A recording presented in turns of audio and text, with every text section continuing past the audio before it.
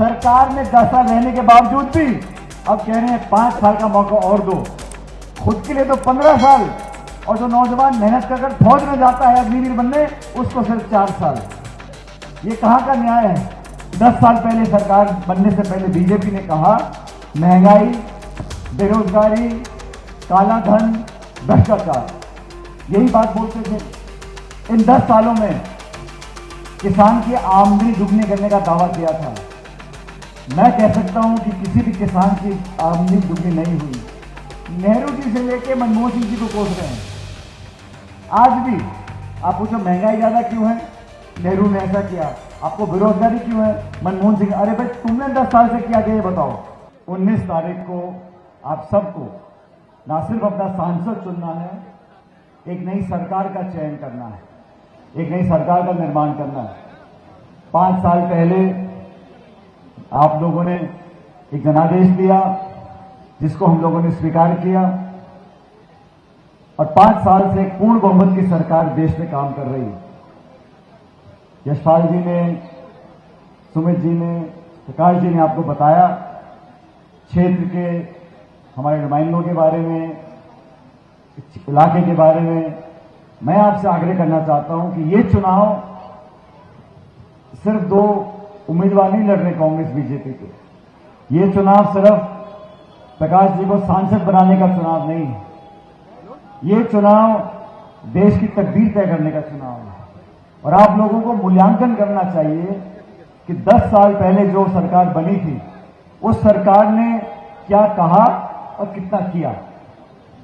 अब अखबार, television, hoarding, banner, mobile, इस पे जो प्रचार हो रहा है उसको 1 मिनट के लिए छोड़ दो और अपने आप से पूछना चाहिए कि 10 साल पहले सरकार बनने से पहले बीजेपी ने कहा महंगाई, बेरोजगारी, काला धन, भ्रष्टाचार, यही बात बोलते थे। इन 10 सालों में किसान की आमदनी दुगनी करने का दावा किया था। मैं कह सकता हूं कि किसी भी किसान की आमदनी दुगनी नहीं हुई। बीजेपी ने कहा था, महंगाई और बेरोजगारी की बात की थी। जब से देश आजाद हुआ है, सबसे ज्यादा आज शिक्षित बेरोजगार देश में आज की स्थिति में है। बीजेपी की सरकार बनने के बाद एक ऐसा माहौल देश में बन गया साथियों। पहले भी गैर कांग्रेस सरकारें थी केंद्र में, लेकिन इस सरकार ने जो काम किया है, जिस आक्रामक राजनीति का परिचय दिया, प्रतिशोध की भावना से काम किया, बदले की भावना से काम किया, और देश में ऐसा माहौल बना दिया कि विपक्ष मुक्त करना चाहते हैं, कांग्रेस मुक्त करना चाहते हैं। 300 पार, 400 पार, 500 पार। मेरा तो निवेदन है आप सब लोगों से, कृपया करके अपने वोट का सदुपयोग करें और बीजेपी की सरकार को मौका दिया 2 बार। इन 10 सालों में क्या कानून बनाए? किसान के खिलाफ 3 काले कानून, नोटबंदी, जीएसटी, सरकारी पद खाली पड़े हैं, सरकार को कोई चिंता नहीं है। हमारी पार्टी ने, मुझे फख्र कहते हुए, पहली पार्टी है जिसने कहा एमएसपी पर, किसान की फसल खरीद पे हम कानून बनाएंगे। मैनिफेस्टो में कहा हर गरीब परिवार को सालाना 1 लाख रुपए हम देंगे। लोगों ने कहा ये पैसा कहां से लेके आओगे? जब जनता की गाड़ी कमाई लाखों करोड़ रुपए हम चंद उद्योगपतियों के कर्जा माफ कर सकते हैं, तो देश में जो गरीब परिवार हैं उनके साल भर का लाख रुपए हम नहीं दे सकते हैं।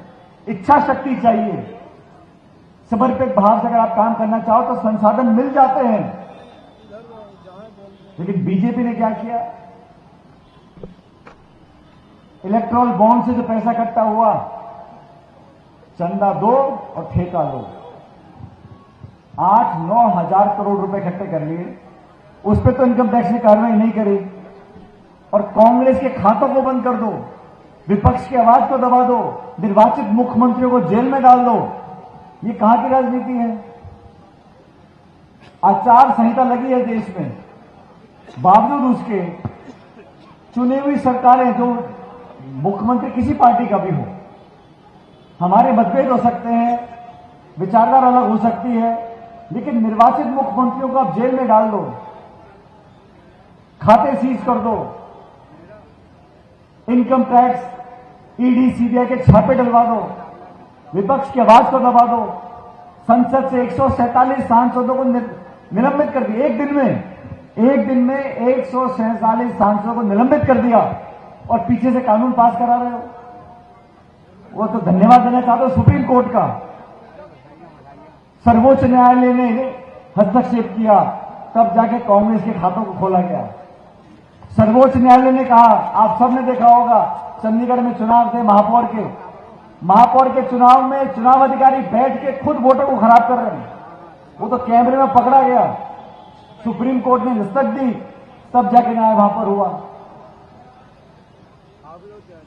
भाजपा की सरकार से सवाल आप पूछ सकते नहीं, संसद में जवाब देंगे नहीं, संवाद होगा नहीं, चर्चा होगी नहीं, एक तरफा कार्रवाई होगी। विपक्ष को समाप्त करना चाहते हैं, कांग्रेस मुक्त बनाना चाहते हैं। मैं बड़ी विनम्रता से कहना चाहता हूं, राजीव गांधी प्रधानमंत्री थे, उस समय 400 पार कांग्रेस के सांसद थे, लेकिन राजीव जी ने कभी नहीं कहा मैं भाजपा मुक्त बनाना चाहता हूं, विपक्ष को खत्म करना चाहता हूं। लोकतंत्र में विपक्ष को समाप्त करके आप जमहूरियत को, गणतंत्र को खतरे में डालना चाहते हो। संवैधानिक संस्थाओं को 70 साल से संस्थाओं को हम लोगों ने पोषित किया है, मजबूत बनाया है, लोगों की आस्था है आज संस्थाओं के अंदर। सुप्रीम कोर्ट का कोई निर्णय आता है, हम सब उसको मानते हैं, चाहे किसी पक्ष का हो, किसी की कोई दलील हो, अंतिम निर्णय सुप्रीम कोर्ट के हाथ में होता है। सुप्रीम कोर्ट का अगर निर्णय आ गया तो सब मानते हैं, लेकिन सुप्रीम कोर्ट का जज भी तो इंसान है, लेकिन उस संस्था में हमारी आस्था है, इसलिए उस निर्णय को हम मानते हैं। अगर संस्थाओं को खोखला कर दें, संस्थाओं की विश्वसनीयता को समाप्त कर दें, प्रश्न चिन्ह लग जाएगा, तो कौन किसकी बात को मानेगा? न्यायपालिका है, निर्वाचन आयोग है, संवैधानिक संस्थाएं हैं, इन संस्थाओं को आज चुनौती का सामना करना पड़ रहा है, क्योंकि दबाव की राजनीति है। संसाधन, सत्ता, ताकत, एजेंसी सारा इस्तेमाल करके आप दबाव डालना चाहते हो। मेरा आप लोगों से निवेदन है, कृपया करके उत्तराखंड के साथियों, ये देवभूमि है, यहां के लोग बहुत भले भोले लेकिन समझदार लोग हैं। आप सब जानते हो कौन क्या करता है, नहीं करता। मैं कभी आरोप प्रत्यारोप में राजनीति नहीं करता हूं, लेकिन केंद्र की सरकार आज भी नेहरू जी से लेकर मनमोहन सिंह जी को कोस रहे हैं। आज भी आप पूछो महंगाई ज्यादा क्यों है, नेहरू ने ऐसा किया। आपको बेरोजगारी क्यों है, मनमोहन सिंह। अरे भाई, तुमने 10 साल से किया क्या, ये बताओ। 2 करोड़ रोजगार देने की बात की थी, कितने रोजगार दिए? कितने किसानों ने आंदोलन किया दिल्ली के बाहर बैठ के, तब जाके कानून वापस किया। आज सिलेंडर का दाम कम कर दिया और 4.25 साल आप 1200 रुपए ऐंठते रहे। तो कहीं ना कहीं सिर्फ वोट लेने की राजनीति है। हमारे नौजवान साथी प्रकाश जी को सोनिया गांधी जी ने, राहुल जी ने, खड़गे साहब ने बहुत सोच समझकर आपका उम्मीदवार बनाया है। बहुत लंबे समय से ये आपके बीच में काम कर रहे हैं। हमारे युवा, हमारे स्थानीय विधायक आपके बीच में काम कर रहे हैं। मैं तो उतना ही चाहता हूं, आज प्रचार का आखिरी दिन है, एक एक वोट की कीमत है, वोट को जाया ना होने दें। ये जाति, धर्म, बिरादरी, भाषा, लिंग, इन सब से परे हटकर ये 140 साल पुरानी पार्टी है।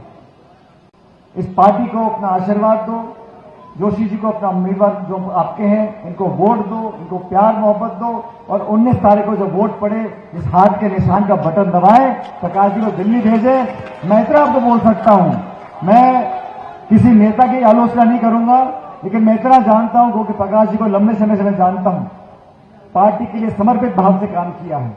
अगर आप इनको जिताकर भेजोगे तो भाई जो आपके वर्तमान सांसद हैं, उससे कहीं ज्यादा मेहनत, कहीं ज्यादा ईमानदारी और कहीं ज्यादा प्रखर होकर आपकी बात को दिल्ली में रखेंगे। इस बात का आपको वादा कर सकता हूं।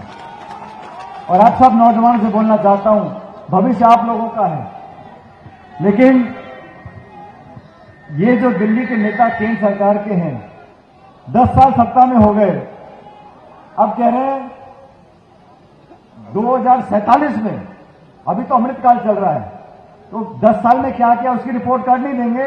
2047 में हम देश को विकसित बना देंगे, दूध की नदियां बहेंगी, पूरे अमन चैन हो जाएगा। 10 साल का जवाब नहीं मिल रहा। सरकार में 10 साल रहने के बावजूद भी अब कह रहे हैं 5 साल का मौका और दो। खुद के लिए तो 15 साल, और जो नौजवान मेहनत कर फौज में जाता है अग्निवीर बनने, उसको सिर्फ 4 साल। ये कहां का न्याय है? फौज की भर्ती बंद कर दो, अग्निवीर लागू कर दो। हमारे नौजवान जो मेहनत कर देशभक्ति की भावना से सेना में भर्ती होना चाहते हैं, उन भर्तियों को समाप्त करके सिर्फ अग्निवीर करना चाहते हो। खुद की तो उम्र निकल गई, फिर भी 5 साल और मांग रहे हैं, और 21-19 साल के अग्निवीर को सिर्फ 4 साल देते हो। ये सारा जो नीति निर्माण हुआ है, चंद लोगों को फायदा पहुंचाने के लिए किया है। देश की संपत्ति, हवाई अड्डे, पोर्ट, रेलवे लाइन, खजाने, बिजली घर, सारे औने पौने दाम में कुछ लोगों को दे रहे हैं। कहते हैं दुनिया की 30वीं सबसे बड़ी अर्थव्यवस्था बनने जा रहे हैं। बहुत अच्छी बात है, लेकिन ये जो वृद्धि हुई है, दौलत पैदा हुई है, ये चंद हाथों में सीमित है। सोनिया गांधी जी ने कानून बनाया था नरेगा का, हम भूल जाते हैं। शिक्षा का अधिकार, रोजगार का अधिकार, खाद्य सुरक्षा का अधिकार, गरीबों के हाथ में ताकत और पैसा दोगे तभी देश आगे बढ़ सकता है।